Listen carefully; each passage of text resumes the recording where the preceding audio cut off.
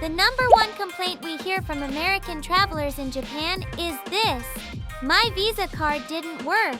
And it's not just you. Every single month, hundreds of people report this exact problem on X and Reddit. Travelers show up in Japan with no idea this is even a thing and end up panicking on the ground. In this video, I'm going to break down exactly why this happens and what you can do to make sure it doesn't happen to you. 1. What happens on the ground? One of the first things American travelers do when they arrive in Japan is get a Suica card. Most people either pick up a welcome Suica at the airport or set one up directly in Apple Wallet. It's a super convenient IC card that works on trains, buses, and even at convenience stores. And it gets recommended all over social media. The problem hits at the very next step: loading money onto it. When you open Apple Wallet and try to add funds to your Suica, there's a very good chance your overseas Visa card gets rejected. Some people get through just fine, but many others get hit with an error and have no idea why, leaving them stuck right in front of the ticket gate. That's the classic scenario we see over and over again. 2. Why Visa specifically gets rejected. Let me give you a quick explanation of why this happens. Suica runs on a payment system built and operated by JR East. It's uniquely Japanese infrastructure.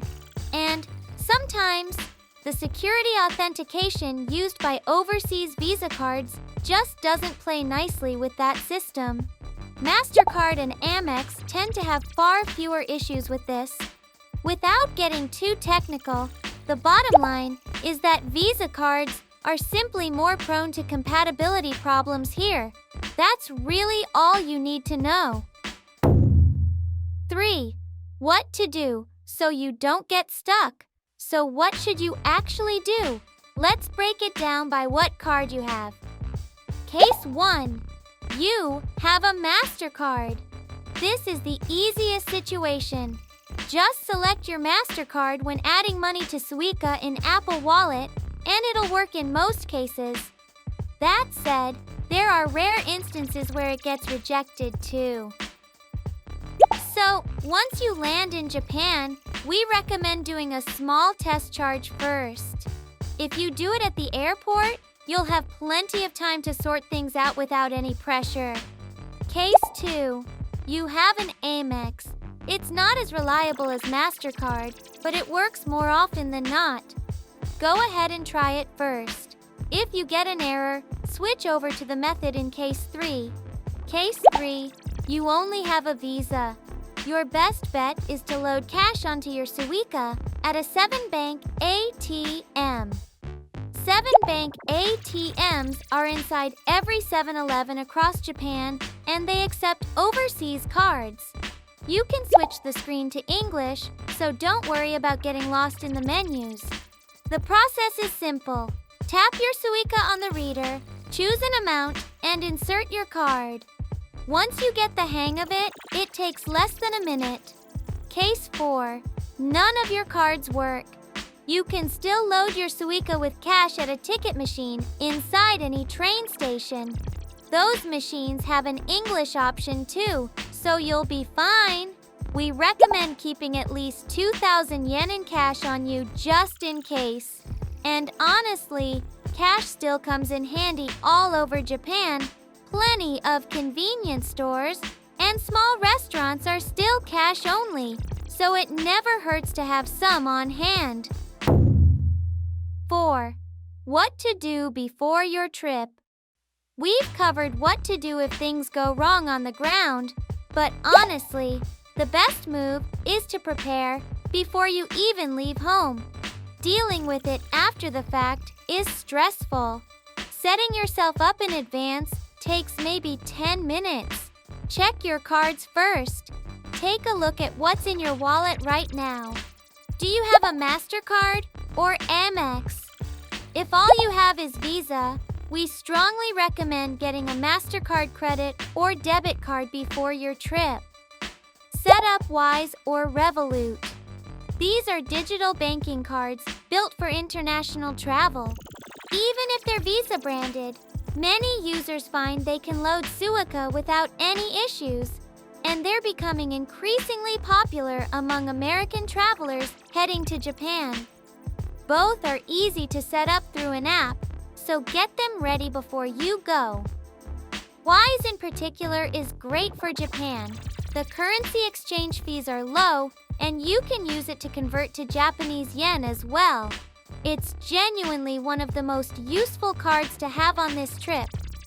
Signing up is straightforward and can be done fully online from the US.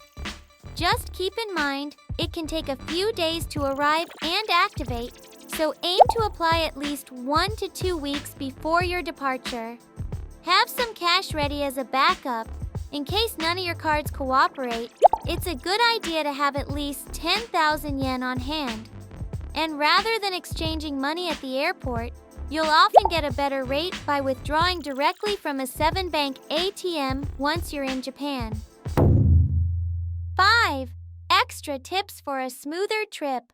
Here are a few more things worth knowing that'll make your time in Japan a lot easier. How to find a Seven Bank ATM. They're located inside every 7-Eleven in Japan, nationwide. Just search Seven Bank ATM in Google Maps and you'll find the nearest one instantly. In major cities like Tokyo or Osaka, there's realistically one within a few minutes walk no matter where you are. Alternatives to Suica. If you're heading to the Kansai region, think Osaka or Kyoto. Aikosa is another great option. That said, all IC cards in Japan work on a nationwide mutual compatibility system, so if you already have a Suica, it'll work in Aikoka territory just fine. If you're starting your trip in Kansai though, picking up an Aikoka makes things a little more convenient. Just like Suica, you can load cash onto Aikoka at any Seven Bank ATM or station ticket machine. So that's everything you need to know about why US Visa cards fail in Japan and exactly how to handle it. To recap the most important points, if you have a Mastercard or Amex, use that. If Visa is all you've got, head to a Seven Bank ATM and load your Suica with cash. That's really all it comes down to. Know this going in, and you won't run into any trouble on the ground. Erst Japan will continue bringing you the charm of Japan and the latest travel information. See you again in the next video. Bye!